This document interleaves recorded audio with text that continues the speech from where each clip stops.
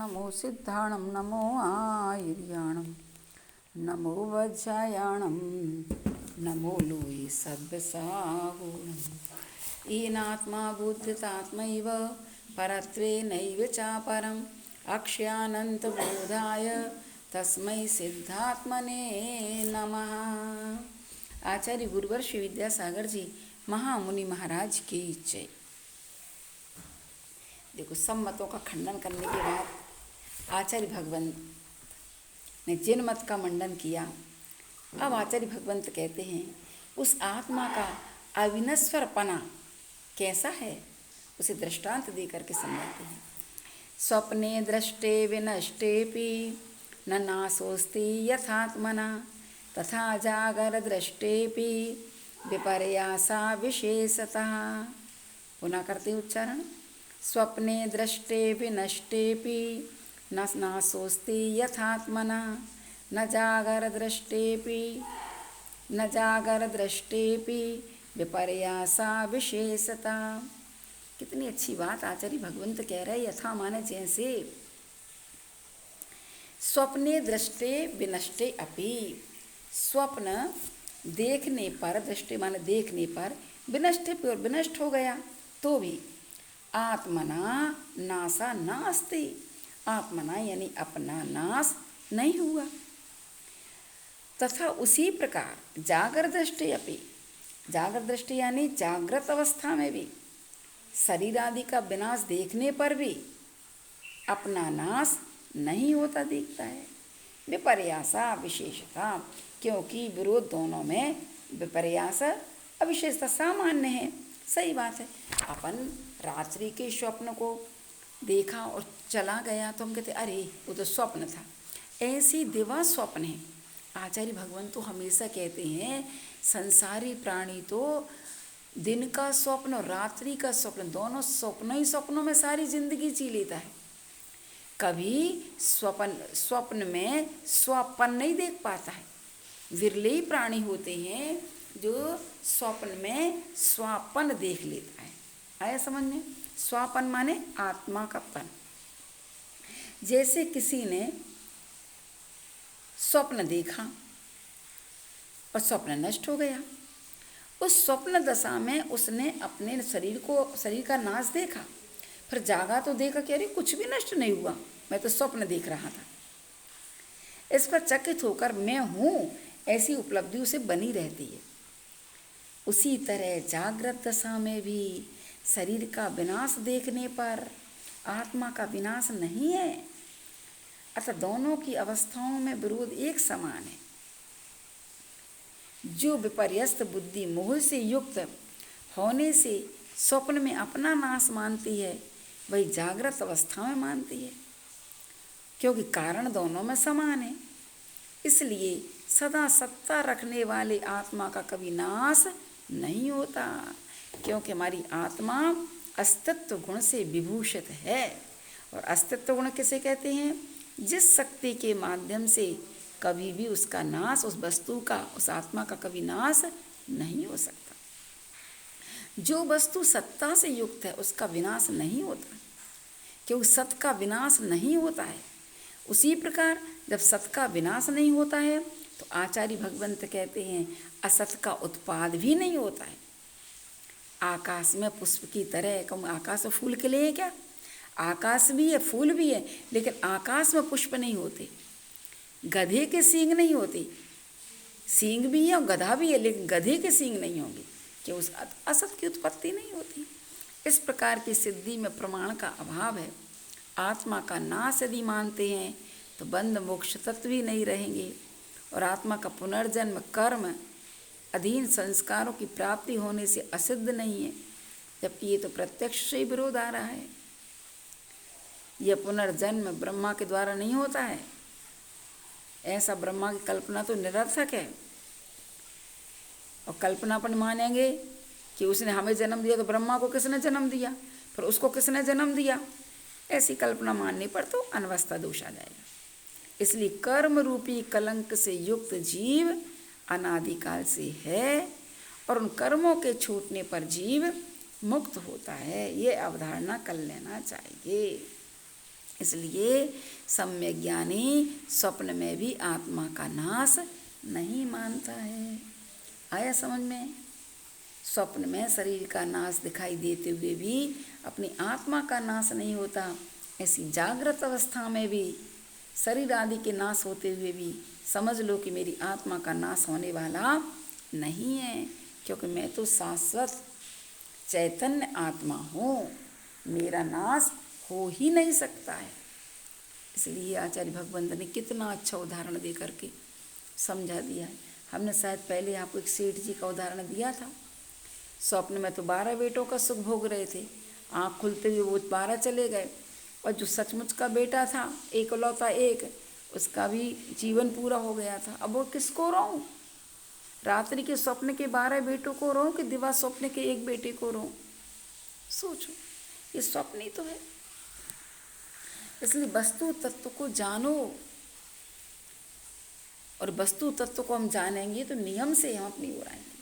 आचार्य भगवंत ने लिखा है पद्यानुवाद, होता यथा मरण यद्यपि स्वप्न में है, तो भी न नाश निज का परमार्थ से है। स्वामी तथा मरण हो जब आयु अंत, पै देह ही बदलता नित में अनंत। बस शरीर परिवर्तन कर रहा है, आत्मा तो वही शाश्वत है और मिटने वाली नहीं है।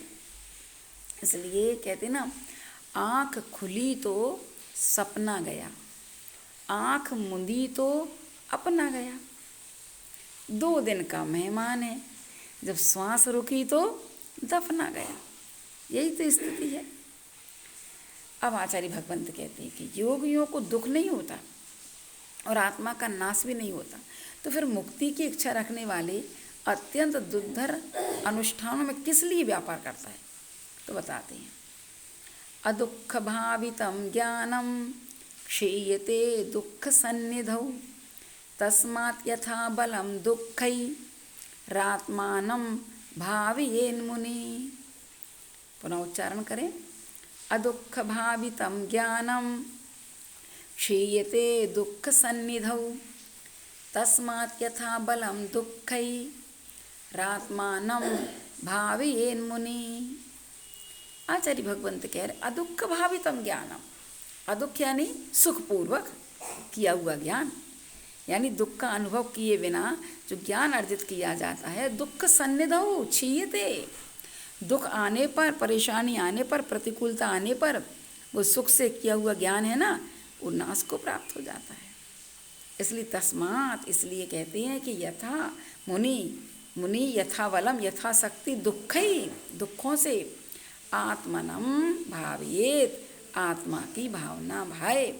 देखो, अनुकूलता में तो सभी को के लिए लगता है कि मैं बहुत अच्छा हूँ, प्रतिकूलता में समता बनाए रखना तब है ज्ञानी की परिभाषा। तो अनुकूलता में यदि हम समता रखें तो कौन सी बात है, सभी को ही रख लेते हैं, लेकिन प्रतिकूलता में अपने आप को संभाले रखना वो सही बात है।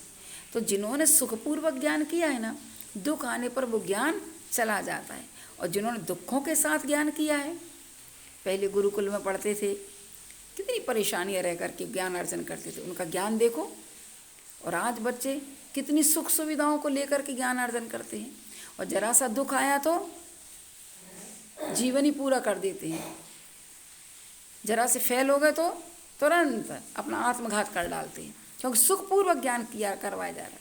लेकिन जो दुखपूर्वक ज्ञान पहले गुरुकुलों में होता था, वो एक अलग अपना महत्व रखता था। तो यहाँ पर आचार्य जी कह रहे हैं, कष्ट का अनुभव किए बिना प्राप्त ज्ञान दुखों के उपस्थित होने पर नष्ट हो जाता है। इसलिए तुम क्या करो, हे साधु, यथाशक्ति दुखों के द्वारा अपनी आत्मा की भावना करो, यानी प्रतिकूलताओं में रहने की कला सीखो और प्रतिकूलता में आत्म तत्व की भावना करो। देखो, अपने कर्म के विपाक के कारण असाता कर्म की उदीर्णा होने पर और उपसर्ग परिसयों के उपस्थित होने पर ज्ञान काय क्लेश को सहन करने में असमर्थ हो जाता है। इसलिए यथाशक्ति मुनि दुख के साथ आत्मा का अभ्यास करे। कैसे अभ्यास करें? जैसे मान लो केश लॉन्च करते हैं, केश लॉन्च भेद विज्ञान की पराकाष्ठा है, अपने एक बाल तो उखाड़ो, कैसा लगता है, लेकिन वो पूरे सिर के बाल, दाढ़ी मूछों के बाल कैसे उखाड़ते बताओ। लेकिन है पराकाष्ठा, जानते हैं शरीर अलग है और आत्मा अलग है। जब कोई वेदना होती, चाहे उदर पीड़ा हो, चाहे दंत पीड़ा हो, कुछ भी, तो कितनी समता रखते हैं कि अब है पीड़ा, भले चेहरे पर दिखाई देगा लेकिन मन में तो वो भेद विज्ञान ही करते रहते हैं, क्योंकि उन्होंने वेदना में ज्ञान का अभ्यास किया है। और जो सुखमाल रहते हैं, जिन्होंने सुख सुविधाओं में किया है, वो थोड़ी सी भी प्रतिकूलता आने पर सारा ज्ञान उनका समाप्त हो जाता है। अब जैसे कोई कहता है कि श्रेणी में आरोहण के समय शुक्ल ध्यान में असाता की उदीर्णा का अभाव है, क्योंकि असाता कर्म का उदय मात्र है, वहाँ पर उदीर्णा तो छठवें गुण स्थान तक होती है। तो योगी उपसर्ग आदि का अनुभव भी नहीं करता, इसलिए दुख का अभ्यास करो, यह कहना आपने सही नहीं कहा। आचार्य भगवान कहते हैं, श्रेणी पर आरोहण के समय शुक्ल ध्यान में अत्यधिक एकाग्रता रूप निर्विकल्प ज्ञान की अनिवार्यता होती है। उसकी प्राप्ति निर्विकल्प धर्म ध्यान के बल पर होती है। दुख के उपस्थित होने पर यदि धर्म ध्यान में बेईमनस्य यानी सविकल्प खेदता आ जाए, खेद रहित हो, तो शुक्ल ध्यान खेद रहित होना चाहिए, फिर तो शुक्ल ध्यान की तो बात ही क्या है।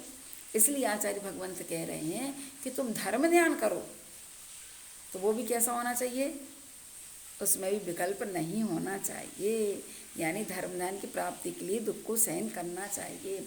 शुक्ल ध्यान तो बहुत दूर है, आज वर्तमान में तो धर्म ध्यान ही है, इसलिए उस धर्म ध्यान को अच्छे से करें।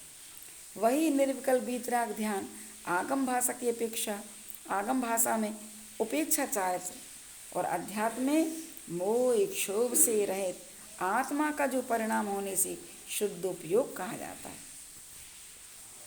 इस ध्यान की वृद्धि के लिए अन्न बाह्य क्लेश आदि को सहना उचित ही है। इसलिए थोड़ा सा आचार्य भगवान कहते हैं, तन को तपाओगे तो कर्म तपेंगे, और तन को यदि तपाएंगे नहीं तो फिर अंदर के कर्म तपने वाले नहीं हैं। तो वह दुख सहन करने का अभ्यास काय कषाय संलेखना के समय बुढ़ापे के कारण, वात आदि की परेशानी के कारण होने वाले कष्टों को भी जीतता है। इसलिए आचार्य भगवंत कहते हैं, अरहंत मत में तो दुख को सहन नहीं किया जाता, किंतु दुख को जीता जाता है, परिसय जय कहा जाता है। तो जो देह में की आसक्ति में तत्पर विषयों के दास हैं, वे लोग ध्यान और समाधि के योग्य हैं ही नहीं। इसलिए अपने लिए क्या करना चाहिए, यदि समाधि की इच्छा रखते हैं, जीवन के अंत में मरण अच्छा करना चाहते हैं, तो हमें थोड़ी सी साधना करना चाहिए। देखो, अन्न पुष्ट, अन्न से पुष्ट और मल से दुष्ट शरीर अंत समय में समाधि के योग्य नहीं रहता। इसलिए शरीर को विधिपूर्वक साधु को क्रश करना चाहिए, समाधि की इच्छा से देह का शोधन करते रहना चाहिए।